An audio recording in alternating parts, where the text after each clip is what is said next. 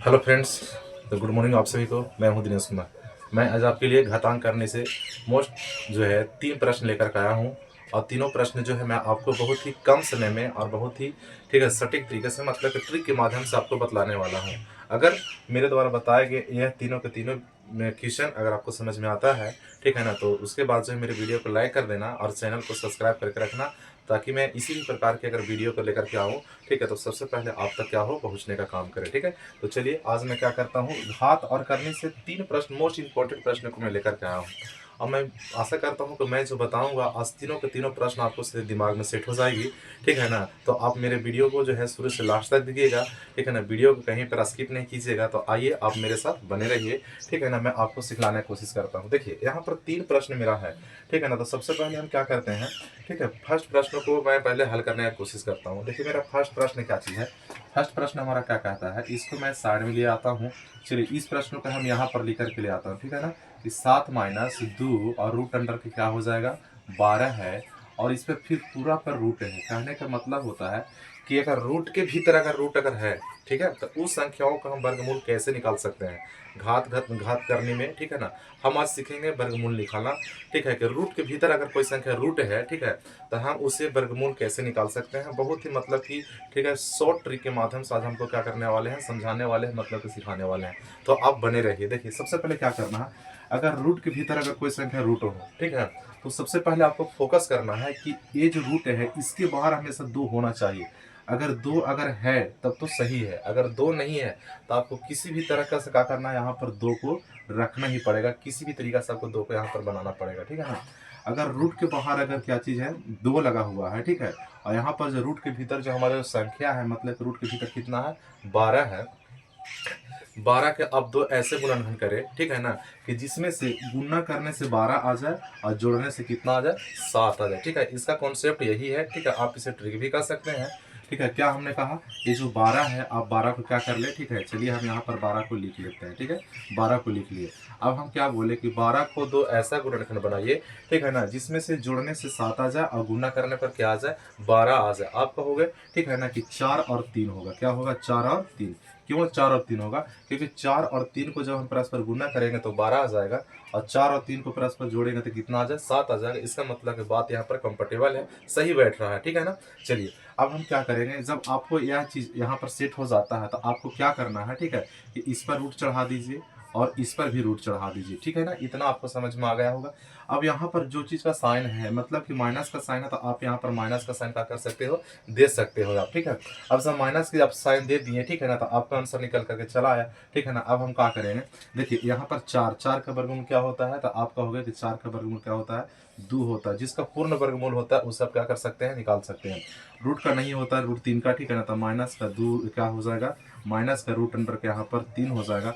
आप कह सकते हैं कि इस सवाल का जवाब कितना हो जाएगा, 2 - रूट अंडर 3 हो जाएगा। तो आप यहाँ पर लिख लीजिए 2 - रूट अंडर क्या हो जाएगा 3 हो जाएगा। यही आपका क्या चीज़ है, सही आंसर है। ठीक है ना, आई होप कि आपको यह समझ में आ गया होगा। ठीक है ना, बहुत अच्छे तरीके से समझ में आ गया होगा। तो चलिए मैं ठीक इसी प्रकार से जो है ना आपको सेकेंड क्वेश्चन को लेकर के चलता हूँ। ठीक है ना, देखिए सेकेंड क्वेश्चन हमारा क्या चीज़ है। ठीक है, सेकेंड क्वेश्चन हमारा यहाँ पर है। ठीक है, देखिए सेकेंड क्वेश्चन को हम यहाँ पर लिख लेते हैं। सेकेंड क्वेश्चन हमारा क्या कहता है कि 8 माइनस का, ठीक है, 8 - 2 रूट अंडर कितना है 15 है। ठीक है, चलिए इसके बाद कहने का मतलब है कि रूट के भीतर भी रूट होना चाहिए। रूट के भीतर भी रूट है। ठीक है ना, हमने क्या किया, इस कॉन्सेप्ट के माध्यम से इसे भी आप समझ सकते हैं। हमने कहा कि रूट के भीतर अगर रूट है, ठीक है, तो यहाँ पर देखिए रूट कितना है 15 है, तो आप 15 को बाहर लिख लो। ठीक है ना, चलिए 15 को हम बाहर लिख लिए। हमने कहा कि 15 को ऐसे 2 गुणनखंड बनाइए कि जिसमें गुना करने पर 15 आए और जोड़ने पर कितना आ जाए 8 आ जाए। ठीक है ना, बिल्कुल आपको समझ में आ रहा होगा। देखिए 15 के 2 ऐसे गुणनखंड बनाना है, ठीक है, कि गुणा करने से 15 आ जाए और जोड़ने से कितना आ जाए मेरा 8 आ जाए। ठीक है ना, चलिए तो आप कहोगे कि सर क्या होगा 5 और 3 होगा। क्या होगा 5 और 3 होगा, मतलब कि देखिए थोड़ा सा ध्यान देना है। 5 3 कितना होता है मेरा 15 होता है। और अगर जब 5 और 3 को आप जोड़ोगे तो कितना हो जाएगा 8 हो जाएगा। इसका मतलब कि 5 और 3 जो है मेरा क्या चीज़ है, कंफर्टेबल संख्या है। ठीक है, और जब इस प्रकार की जब संख्या कंफर्टेबल आपको निकल कर आ जाती है तो आप दोनों पर क्या कर दीजिए, आसानी से रूट चढ़ा दीजिए। इस पर भी रूट चढ़ा दीजिए, इस पर भी रूट चढ़ा दीजिए, इतना आपको कर लेना है।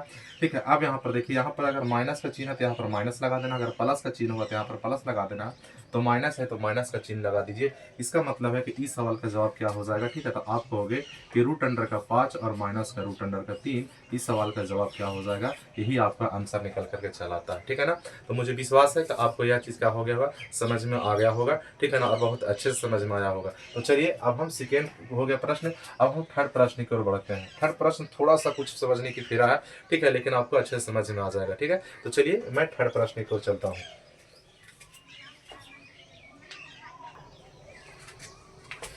चलिए देखिए, अब हम प्रश्न नंबर 3 की ओर चलते हैं। ठीक है, प्रश्न नंबर 3 हमारा क्या कहता है, आप इसे यहाँ पर लिख लेते। ठीक है, चलिए यहाँ पर हम थोड़ा सा लिख लेते हैं। क्या कहता है कि 11 प्लस का 4 और रूट अंडर कितना है, 7 है। ठीक है ना, मतलब रूट के भीतर भी रूट है, तो इस पे पूरा रूट है। ठीक है, चलिए ये हमारा 3 नंबर का सवाल है। आप देखते चलिए बेसिक से। ठीक है ना, आप इसे बेसिक से अगर समझ जाएंगे, ठीक है, तो आप इसे शॉर्ट को करने में बहुत ही कम समय ले सकते हैं। ठीक है ना, बिल्कुल आपको देरी नहीं लगेगी। ठीक है, तो चलिए अब हम क्या करते हैं, इसको स्टार्ट करते हैं।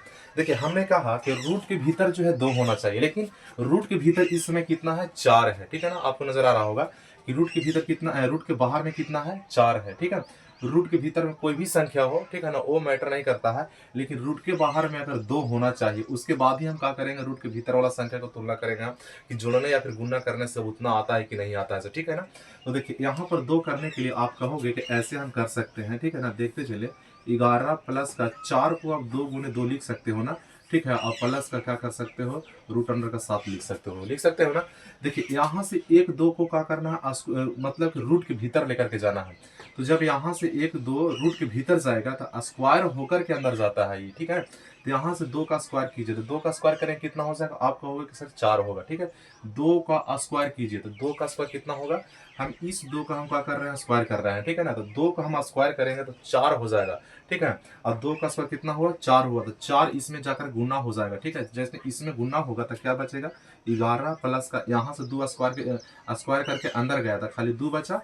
ठीक है, और प्लस का रूट अंडर यहाँ से 2 का हुआ, स्क्वायर होकर के अंदर गया था, 2 का स्क्वायर 4, और 4 से 7 में गुना करेंगे कितना हो जाएगा, 28 हो जाएगा। ठीक है, बिल्कुल आपको समझ में आ गया होगा। ठीक है ना, अब यहाँ पूरा पर रूट है तो पूरा पर आप क्या कर सकते हो, रूट दे सकते हो। ठीक है, अब देखिए रूट के बाहर में कितना है, 2 है। ठीक है, इसका मतलब बात यहाँ तक क्या चीज है, जम रहा है। ठीक है ना, जब रूट के बाहर में अगर 2 है तो हमको सोचना है कि रूट के अंदर वाला जो संख्या जो है 28 जो है, इसका ऐसा 2 गुणनखंड आप बनाइए। ठीक है, गुणनखंड बनाने के बाद जो है जोड़ने से 11 आ जाए और गुणा करने से कितना आ जाए, 28 आ जाए। ठीक है ना, जोड़ने से 11 आए और मतलब कि गुणा करने से कितना आ जाए, 28 आ जाए, तो आप कहोगे 7 चौक कितना होता है, 28 होता है। मतलब कि 7 और 4 में आप तोड़ रहे हो। ठीक है ना, सबसे पहले बड़ा संख्या को लिखना, उसके बाद छोटी संख्या को बाद में लिखना है। ठीक है ना, आपको ये चीज हमेशा ध्यान में रखना है। तो 7 चौक कितना, 28 हो गया, और 7 अचर कितना हो गया, 11 हो गया। ठीक है ना, बात मतलब कि मेरा सेट है। ठीक है, अब यहाँ से आप क्या कर लीजिए, इस पर रूट चढ़ा लीजिए, इस पर भी रूट चढ़ा लेंगे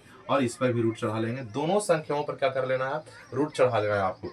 अब सर यहाँ पर जो चीज का साइन है, प्लस का साइन है, तो आप बीच में प्लस का साइन दे दो। ठीक है ना, चलिए अब क्या कर सकते हैं हम, देखिए रूट 7 का पूर्ण वर्गमूल तो नहीं होता है, तो रूट 7 को रूट 7 रहने दीजिए, प्लस तो प्लस 4 का वर्गमूल कितना होता है, 2 होता है। ठीक है, तो आप इसे ऐसे लिख सकते हैं कि 2 प्लस का रूट अंडर कितना लिख सकते हैं, 7 लिख सकते हैं, इस संख्या का क्या हो जाएगा, वर्गमूल हो जाएगा। तो हम कह सकते हैं कि इसका आंसर क्या हो जाएगा, इसको उठाकर के यहाँ पर लिख लीजिए, 2 प्लस रूट अंडर कितना हो जाएगा, 7 हो जाएगा।